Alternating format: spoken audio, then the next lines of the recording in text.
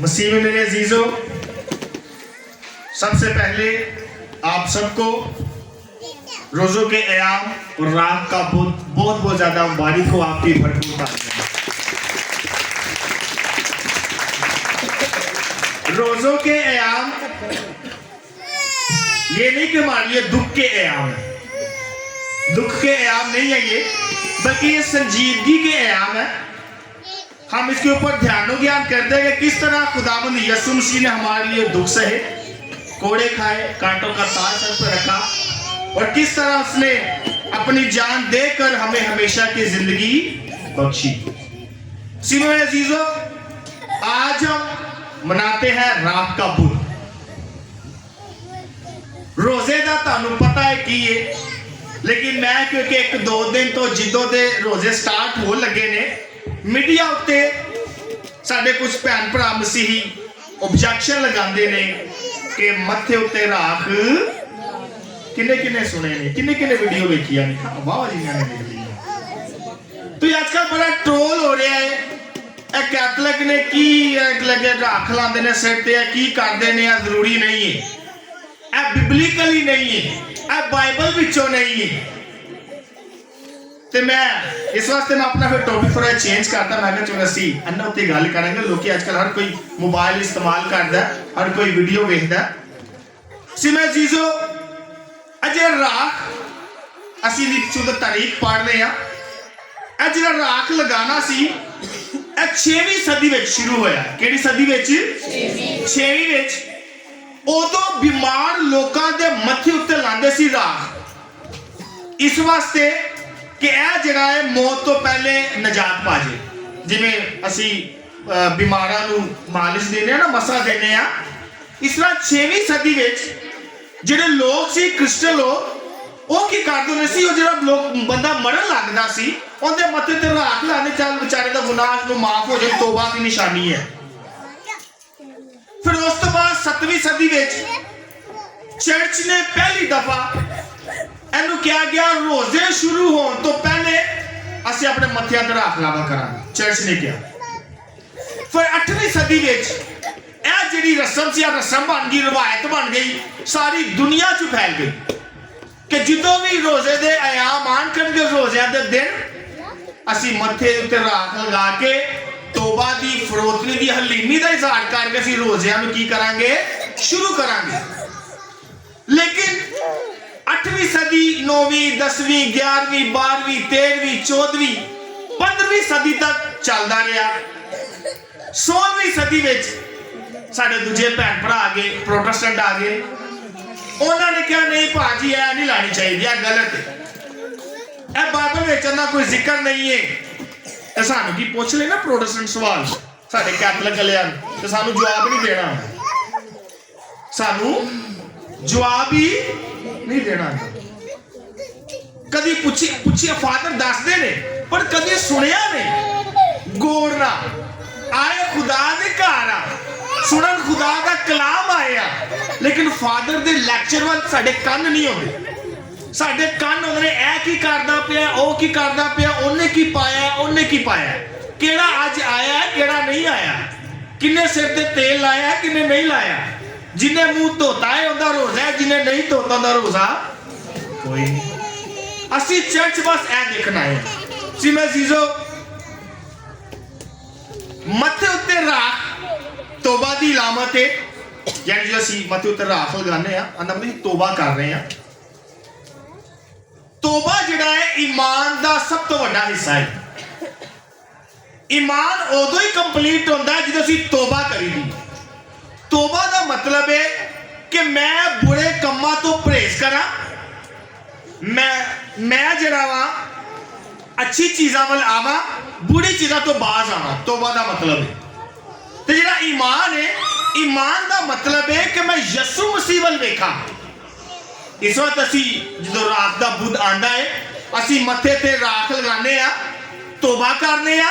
इस वक्त अज मैं तौबा का अमल भी नहीं पढ़िया, तुझे क्या लगता फादर भुल गया, अज मैं तौबा का अमल नहीं पढ़िया, क्योंकि राख लगानी है मत्थे ते। राख का मतलब ही तौबा है।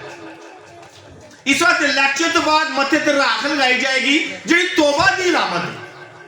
ते जिहड़ा ईमान है रोजे शुरू होते बारी राख लगाई है तौबा करने पे आ ते जिहड़ा ईमान साडा है कि यीशु मसीह दे दुखां नूं वेखना 40 दिन।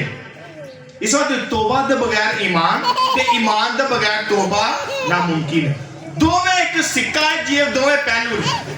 इस वास्ते मसीह में अजीजो फादर साडे मत्थे ते राख लगांदा है।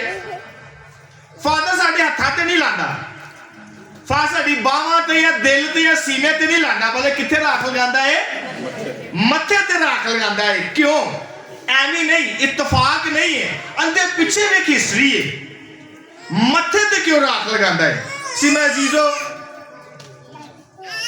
सिर जिहड़ा सिर है यह इख्तियार की निशानी है, जिहड़ा सिर है यह ताकत की निशानी है, तो जिहड़ा सिर है यह शनाख्त है साडी।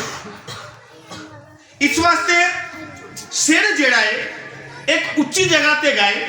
इस वास्ते फादर मत्थे ते राख लगा के जाहिर करता है कि तू हुण आजिज़ है।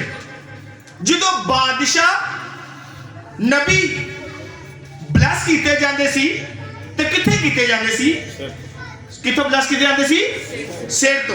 हुण असी जिद्दां कोई वालिद की डैथ हो जाए ना, वालिद दा तुहानूं इक गल, वालिद की डैथ हो जाए ते वड्डे भरा दे सिर ते पगड़ी रखदे ने।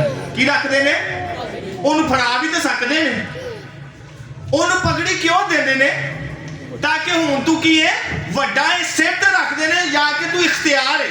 सिर क्योंकि सामने वे फ्रंटली जगह ते वे यह जाहिर करदा है कि हुण घर दा सरबरा प्यो तो बाद वड्डा भरा है।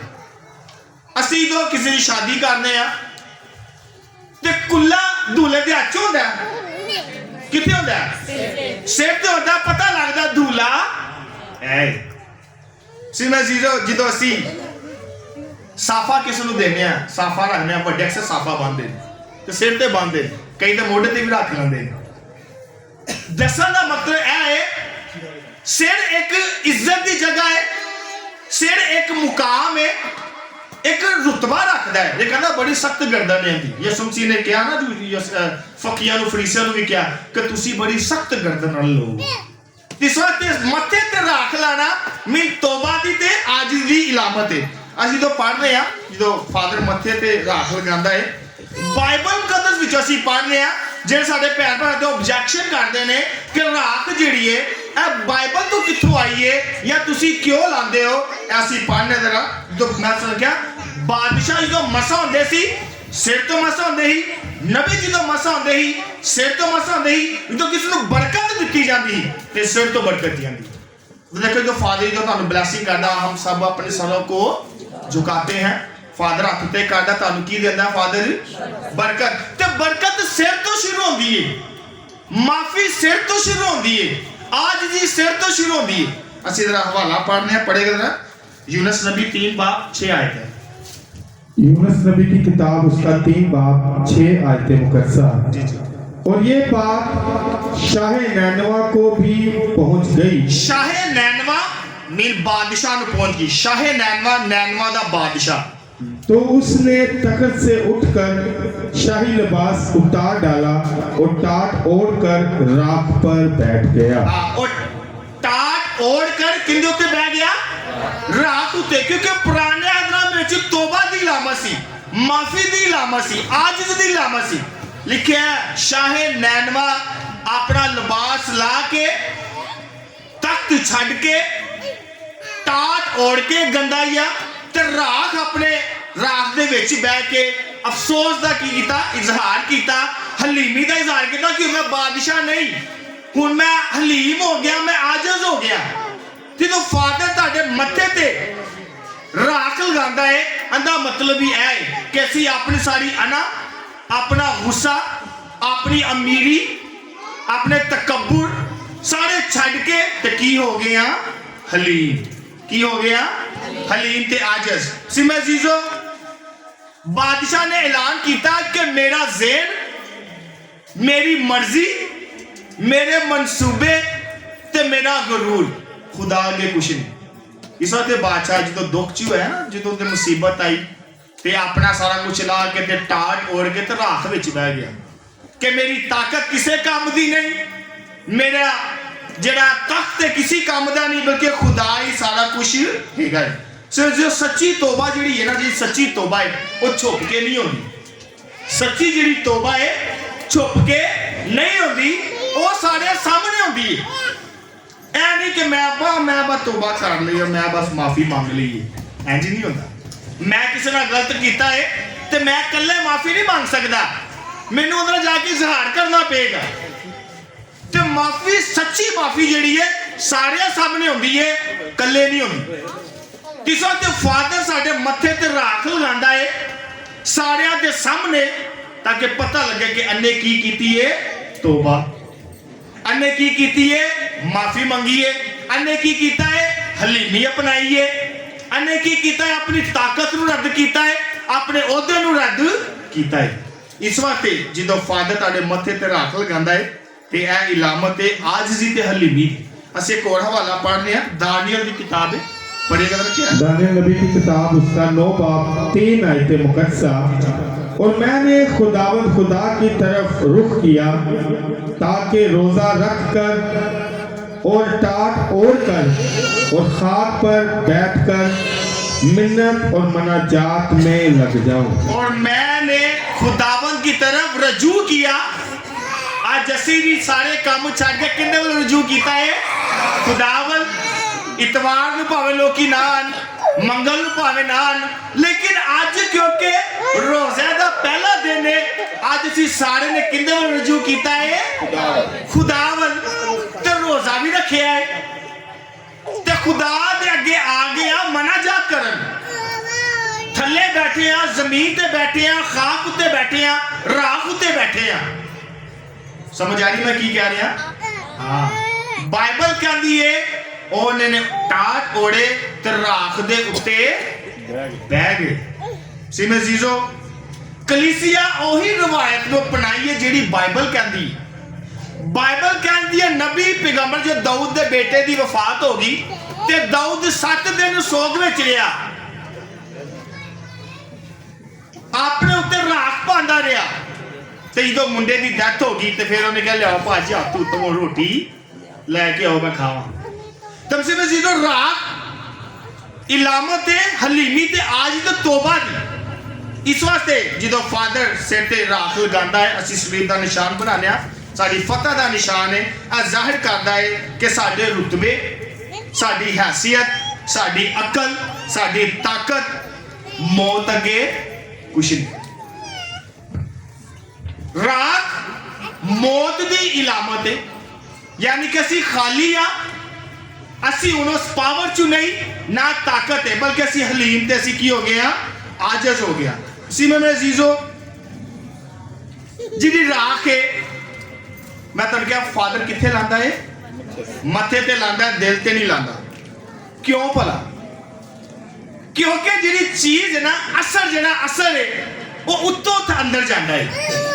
ਅਸਰ ਜਿਹੜਾ ਹੈ ਉੱਤੋਂ ਅੰਦਰ ਜਾਂਦਾ ਹੈ। ਜਦੋਂ ਫਾਦਰ ਤੁਹਾਡੇ ਮੱਥੇ ਤੇ ਰਾਖ ਲਗਾਉਂਦਾ ਹੈ ਤੇ ਫਾਦਰ ਅਲਫਾਜ਼ ਬੋਲਦਾ ਹੈ, 2 ਅਲਫਾਜ਼ ਨੇ, ਯਾਦ ਕਹਿੰਦਾ ਹੈ ਇਨਸਾਨ ਤੂੰ ਖਾਕ ਔਰ ਖਾਕ ਮੇ ਲੌਟ ਜਾਏਗਾ। ਦੂਜਾ ਫਿਰ ਇੱਕ ਫਾਦਰ ਹੋਰ ਬੋਲਦਾ ਹੈ ਕਿ ਤੋਬਾ ਕਰੋ ਤੇ ਅੰਜੀਲ ਤੇ ਈਮਾਨ ਲਿਆਓ। ਸਿਰ ਅਜ਼ੀਜ਼ੋ, ਫਾਦਰ ਹੈ ਜੋ ਅਲਫਾਜ਼ ਬੋਲਦਾ ਹੈ ਤੇ ਜ਼ਾਹਰ ਕਰਦੇ ਨੇ ਕਿ ਅਸੀਂ ਤੋਬਾ ਕਰਨੇ ਪਏ ਆ ਤੇ ਖੁਦਾ ਦੇ ਉੱਤੇ ਈਮਾਨ ਲਿਆ ਰਹੇ ਆ। ਜਿਹੜੇ ਤੇ ਸਾਡੇ ਭੈਣ ਭਰਾ ਸਾਡੇ ਤੋਂ ਆਬਜੈਕਸ਼ਨ ਲਗਾਉਂਦੇ ਨੇ, ਉਹਨਾਂ ਨੇ ਕਦੀ ਆ ਕੇ ਸਾਡੀ ਬਾਤਾਂ ਅਟੈਂਡ ਹੀ ਨਹੀਂ ਕੀਤੀਆਂ, ਨਾ ਉਹਨਾਂ ਨੂੰ ਕਿਤੇ ਪਤਾ। ਉਹਨਾਂ ਨੂੰ ਪਤਾ ਹੋਣਾ ਕਿ ਫਾਦਰ ਅਲਫਾਜ਼ ਕੀ ਬੋਲਦਾ ਹੈ, ਸੋ ਸਾਨੂੰ ਇਹ ਅਲਫਾਜ਼ ਨਾ ਬੋਲਣ ਕਿ ਕਿੱਥੋਂ ਆਈ। ਮੈਂ ਤੁਹਾਨੂੰ ਹਵਾਲੇ ਦਿੱਤੇ ਬਾਈਬਲ ਚ, ਅਸੀਂ ਇੱਕ ਹੋਰ ਹਵਾਲਾ ਪੜ੍ਹਨੇ ਆ, ਪੜ੍ਹੇਗਾ ਜਾਂ अयूब का हवाला।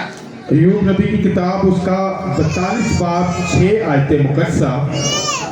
इसलिए मुझे अपने आप से नफरत है और मैं खाक और राख में तौबा करता हूँ। इसलिए मुझे अपने आप से नफरत है। अयूब नबी कहता मैनू अपने आप तो नफरत है, इस वास्ते मैं खाक ते राख विच बह के तौबा कर रहा। इस वास्ते नफरत कहता पाया कि मैं गुनाह कीते ने मैं बुरे काम किए ने जेडे खुदा दी नजर च अच्छे नहीं। इस वक्त यूज करना कि मैं अपने आप तो नफरत करना वा। तमसीम अजीजो साढ़े इत्थे कोई भी पाक साफ नहीं। मैं फिर कहूँगा असी अपने आप तो नफरत करके कि खुदा मैं बड़े गुनाह किए, मैं बड़े ऐसे काम किए जो तेरी नजर चो अच्छे नहीं रहे, ते राख लगा के मैं उहदा इकरार करना कि मैं मनना वा मैं गुनाहगार, मैं मनना वा मैं तेरी रहमत दा, मैं तेरी आजी दा तलबगार हाँ। सीमे जीजो इदो फादर मथे ते निशान लगांदा है, सिर ते लांदा है। जो दिमाग बदलता है ना, जो दिमाग बदलता है तो फिर जो ध्यान है वह खुदा वल रहिंदा है। जो ध्यान खुदा वल चला जाता है फिर दिल भी बदल जाता है। फादर मथे ते इस वक्त निशान लगांदा है ताकि साडा ज़हन बदले, असी जिहड़ी सोचां च हैगे आ दुनियादारी दी आ सोच बदले। जो सोच बदले फिर असी खुदा वल रजू ले आइए, खुदा वल टुरिए। जो असी खुदा वल टुरांगे ते पाक दिल आप ही हो जाएंगे। इस वक्त फादर दा मथे ते राख लगाना मतलब है साडा ज़हन बदले। इस वक्त फादर अल्फाज बोलता है तौबा करो और अंजील पर ईमान लाओ। उसी में जीजो मथे ते राख लगाना ऐलान है कि मेरी जिंदगी जेड़ी है वो खुदावन खुदा दी। मथे उत्ते राख लाना दा निशपत मतलब है कि जे मेरी जिंदगी है वो खुदा दी है ते मैं खुदा दा वा ते खुदा जिहड़ा है मेरे मनसूबियां उत्ते कादर है ते खुदा मेरे गरूर तो वड्डा है। असी तो लगाने रहा तो खुदा मेरे गरूर तो की है वड्डा है। सिमे जीजो असी एक और हवाला पढ़ने तो इब्राहिम दा हवाला है असी पढ़ने तरह पैदाइश की किताब है। आस्तर हाँ जी आस्तर पढ़ेगा। आस्तर पता है आस्तर सामने आस्तर की किताब है। उहदे मरदकाई होंदा वो अपनी तौबा का इजहार करता है ते किथे जाके बहता है। ताने पहले जी तौबा है ए जी तौबा है ए कल्ले नहीं तुसी कर सकते। तौबा खुले आम होंदी है, सरे आम होंदी है। तौबा अपने आप तौबा नहीं तुसी कर सकते। असी पढ़ने जरा हवाला पढ़िएगा जरा। आस्तर की किताब उसका 4 बाब 1 आयत मुकद्दसा। जब मरदकाई ने ये सब कुछ मालूम किया जो वाक़या हुआ तो उसने अपने कपड़े फाड़े और अपने ऊपर टाट और राख डालकर शहर के बीच में चला गया और बड़ी तलखी के साथ चिल्लाकर रोया। हाँ मरदकाई दोनों पता लग गया कि मैं ऐ कुछ किया या ऐ होया है ते कहंदे चौक में चला गया। चौक में जाके उन्हें टाट ओढ़िया राख पाई ते जोर जोर दी रोया है। अपनी हलीमी दा अपनी तौबा का इजहार किया है। इस वक्त मैं कहा तौबा जिहड़ी है कल्ले नहीं तुसी कर सकते। इस वक्त एक कैथलिक मथे ते राख लगांदी है। यह एक ऐलान है कि खुदा मैं गुनाहगार हां, मैं गुनाह कीते ने, मैं तेरी रहमत दा तलबगार। इस वास्ते साढ़े कई है ना बाहर जाते ना तो फटाफट राख भी कई ला लेंगे। तो मैं बाहर चला मैं राख ला ला। चीजों राख जो है मैं तुहानू फिर क्या इलामत माफी दी तौबा दी। राख एक मुकद्दस है पाक चीज है। तुहानू सारे नू पता है खजूरां दी डालियां ना बनदी। इस वास्ते असीं उन्हें हमेशा नू रद्द नहीं करते। असीं खुशी दे नाल शौक दे नाल अपने मत्थे ते राख लवाई दी है। इजहार करने हैं कि असीं की आ गुनाहगार हां ते माफी ते तौबा दे तलबगार हां। सिने जीजो राख सानू याद दिवानी है कि असीं फानी हां ते खुदा दे मोहताज हां। जिहड़ी राख है यह आरजी नहीं बल्कि तुहाडे अंदरों भी सलीब का निशान होना चाहिए दिल के उत्ते भी। जो फादर कहता है कि तौबा करो ते अंजील ते ईमान लियाओ तुहाडे सिर दे नाल कन्ना ते दिल च भी अल्फाज उतरने चाहिए। असीं एक हवाला पढ़ने जरा पढ़िएगा जरा। पैदाइश की किताब है यानी जो तकवीन कहते हैं प्रोडक्शन पढ़िएगा जरा क्या है। तकवीन की किताब या पैदाइश की किताब उसका 18 बाब 27 आयत मुकद्दसा। और इब्राहिम ने जवाब देकर कहा, देखो मैंने अपने मालिक के सामने बोलना शुरू किया, अगरचे मैं खाक और राख हूँ। इब्राहिम ने क्या, मैं अपने मालिक यानी खुदा के सामने बोलना शुरू किया, बेशक मैं खाक ते राख हां। ईसा दे फादर कई फासिल फासिल ऐ इंसान तू खाक है और खाक में लौट जाएगा। ईसा दे फादर अल्फाज कहंदा तू खाक है ते खाक विच चला जाएगा, तौबा कर ते अंजील ते ईमान लिया। सिमे जीजो जिहड़ी सी राख लगाने आ सिर ते ए खामोशी विच एक बहुत वड्डा पैगाम देंदी। असी राख लगाने आ, राख बोलदी नहीं लेकिन एक पैगाम देंदी है, पैगाम देंदी है कि मैं खुदा दा वा, मैं गुनाहगार आ, मैं खुदा दी रहमत दा तलबगार आ ते खुदा वल जा रहा वा। राख खामोशी विच पैगाम देंदी है, मैं गुनाहगार आ ते खुदा दी रहमत दा तलबगार आ ते मैं खुदा वल जा रहा वा। अज जी कलाम च पढ़िया भी है कि सारिया ने किंदे वल रजू कीता, खुदा वल। किस वक्त राख लगाना अजान करने कि असी खुदा वल रजू कीता है, असी गुनाहगार आ, खुदा दी रहमत, खुदा को मेहरबानी लैन आए हैं, उनका रहम लैन आए हैं। तुमसे मैं चीजो राख सानू याद भी करवांदी है, बेशक असी मिट्टी आ, राख सानू याद करवांदी है, बेशक असी मिट्टी आ मगर खुदा दे महबूब आ। बेशक असी कमजोर आ लेकिन नजात याफ्ता हो। बेशक असी टुटे हुए आ लेकिन खुदा ने सानू अपने घर बुलाया है। सिने जीजो राख, मैं इस वक्त रात ते बोलना पाऊँ क्योंकि वो गल हो गई सी रात ते, इस वक्त अज मैं सारा लेकर रात ते कीता है। सानू हवाले भी बाइबल मुकद्दस दे विचों देते हुए कि राख कित्थों आई, क्यों असी इस्तेमाल कर रहे हैं। सिने जीजो आखिरी गल, राख सानू तीन सच्चाइयां वहांदी है।